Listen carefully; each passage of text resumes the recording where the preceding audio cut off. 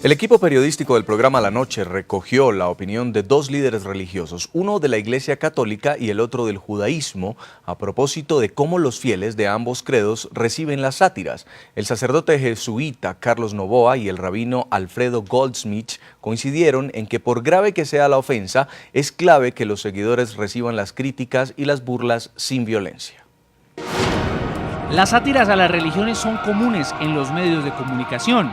Y no solo el Islam ha sido objeto de burlas, también el cristianismo y el judaísmo han soportado críticas a través de mensajes satíricos. La Pasión de Jesús, de Mel Gibson, que tenía realmente una descripción muy judeofóbica, muy antisemítica con respecto a los judíos de aquel tiempo. Y nuestra manera de reaccionar es que nuestras autoridades políticas, digamos, de las comunidades judías del mundo, protestaron esa visión, que era una visión retrógrada. Pero en ningún momento hubo violencia. Pero la reacción de los creyentes cambia de una religión a otra. Por eso el sacerdote jesuita Carlos Noboa habla de diferencias. El contexto es absolutamente diverso.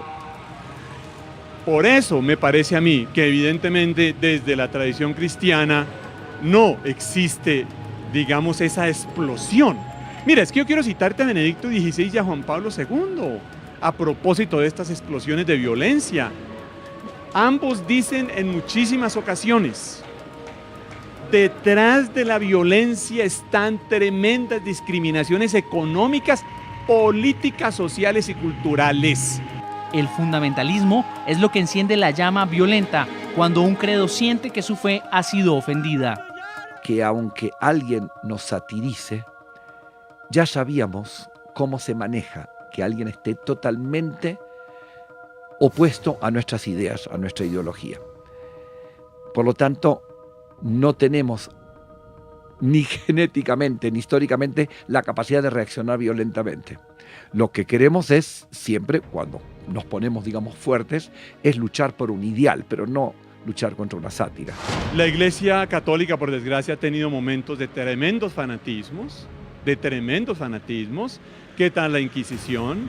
¿Qué tal la conquista de América? ¿Qué tal el apoyo a tantas dictaduras? ¿Qué tal las cruzadas? Perdóname, son páginas muy oscuras por las cuales, gracias a Dios, tanto Juan Pablo II como Benedicto XVI y ya el Concilio Vaticano II han pedido perdón por la humanidad. Por eso, desde el cristianismo y el judaísmo, el llamado es a la reflexión y al debate, pero en tranquilidad. El mundo islámico es muy oriental, con las pasiones y fundamentalistas, no todos, pero hay grupos fuertemente fundamentalistas, y eso permite unas reacciones violentas que no son concebibles ni en el peor de los insultos en el marco de un pueblo judío.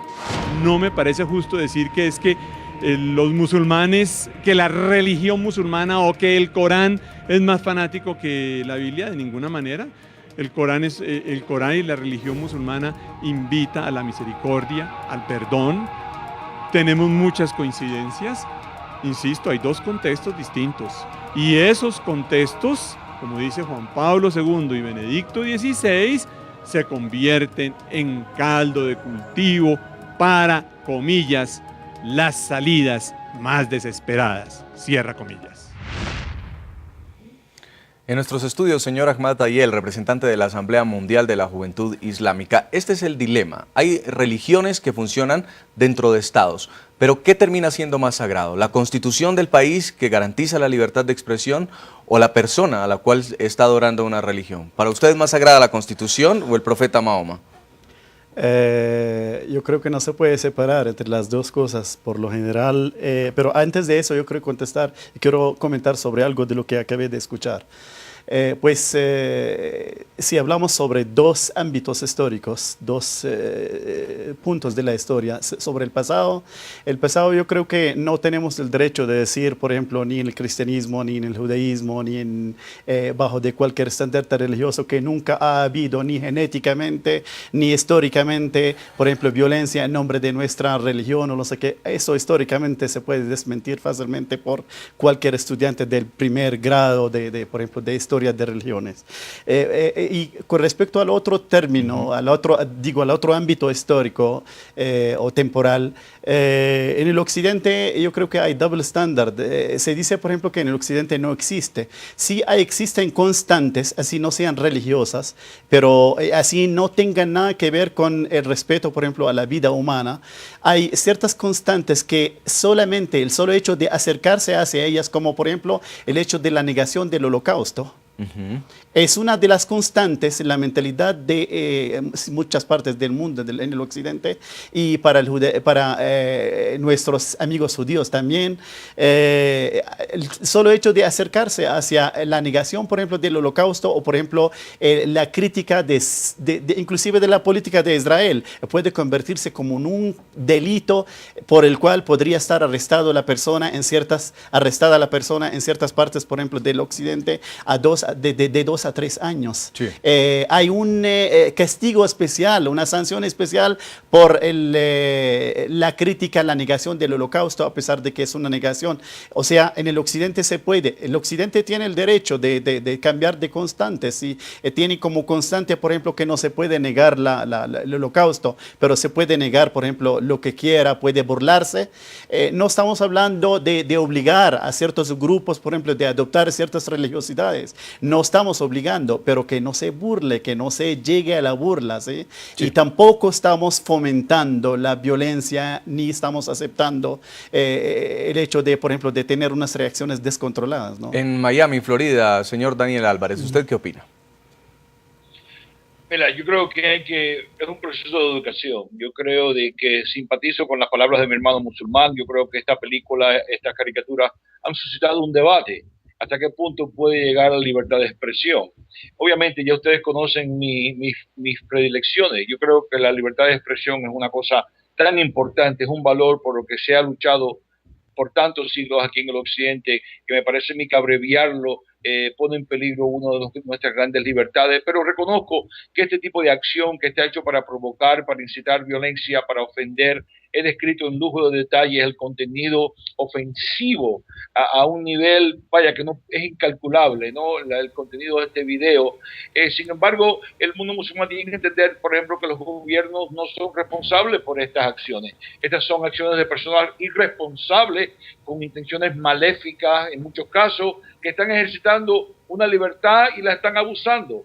Ahora, ¿cómo llegar a algún tipo de consenso para lograr que este tipo de acción, es decir, el pueblo esté concientizado para que este tipo de abuso no continúe? Me parece a mí que ese va a ser el gran reto para nosotros, como va a ser el gran reto para el mundo musulmán, entender que nosotros el Occidente no estamos en guerra con ellos cuando salen este tipo de videos y caricaturas ofensivas. Así que ambas culturas tienen retos muy importantes, pero lo más importante aquí que no se debe perder de vista es la libertad de expresión. Ahora, yo los quiero llevar a otra discusión, y es un caso similar, guardando las proporciones, el que atraviesan los duques de Cambridge. También en Francia, una revista es sensación en Internet por haber publicado las fotos en topless de Kate Middleton. Ellos se sintieron ofendidos, la familia real británica, han demandado esto ante un juzgado en el norte de París, y justamente ayer salió este fallo prohibiendo la difusión de las imágenes y multando a la revista si no las entrega en 24 horas.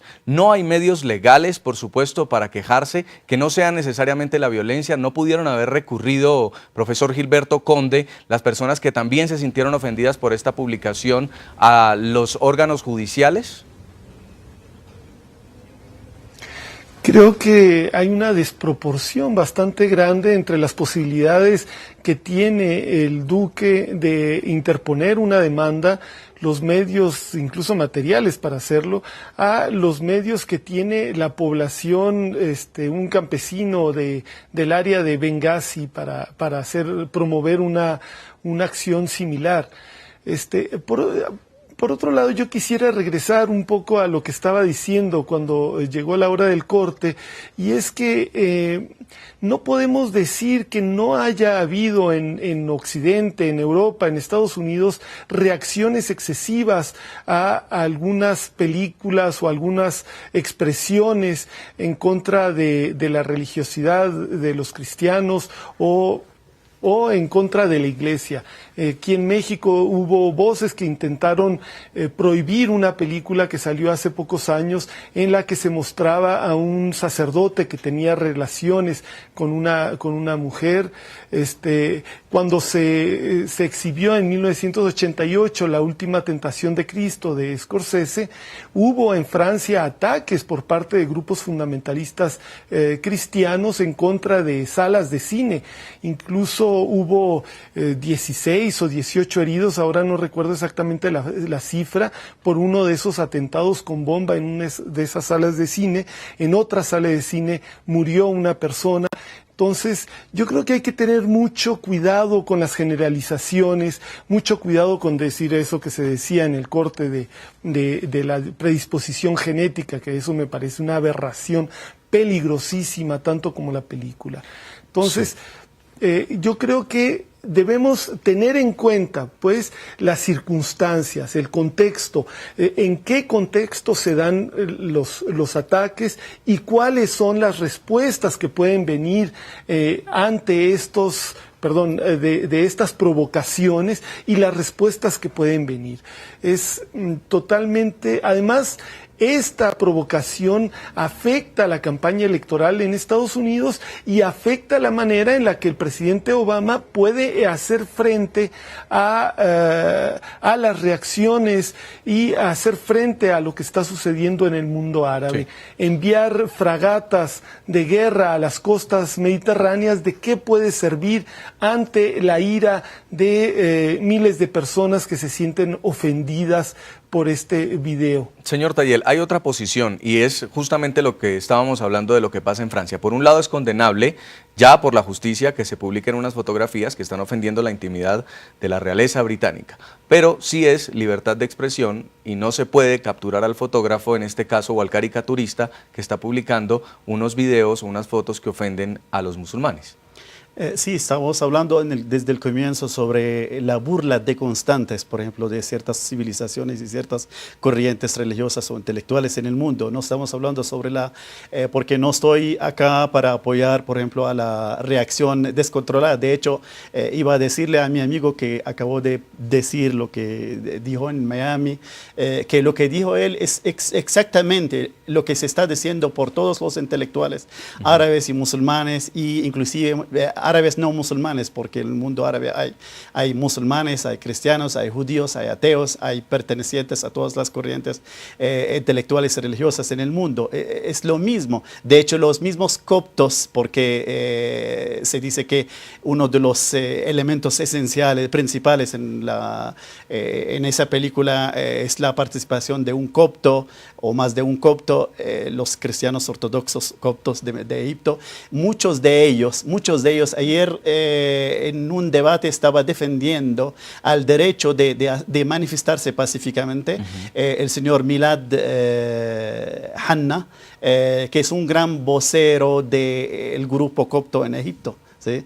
Es algo lo estamos apoyando todos nosotros, desde acá hasta cualquier círculo en el mundo, estamos apoyando la manifestación pacífica. Pero quiero corregir una cosa sobre de algunos de mis amigos sobre la separación, por ejemplo, entre religión y Estado. La separación entre religión y Estado en el Occidente solamente se ha llevado a cabo después de la Edad Media. En el Islam no existe el derecho divino, divine rights. No existe el sistema o régimen o el sistema teocrático. Esto no existe en el Islam. Y la prueba, Turquía es un país musulmán. Es un país musulmán gobernado ahora por un partido musulmán y es un país en el cual se separa entre la religión y el Estado. Y todas las revoluciones árabes tienen como reivindicación un Estado real, democrático, civil, no religioso. Vamos a una segunda pausa comercial en el programa. Ya regresamos porque esta ola de protestas se extiende como pólvora por el mundo árabe.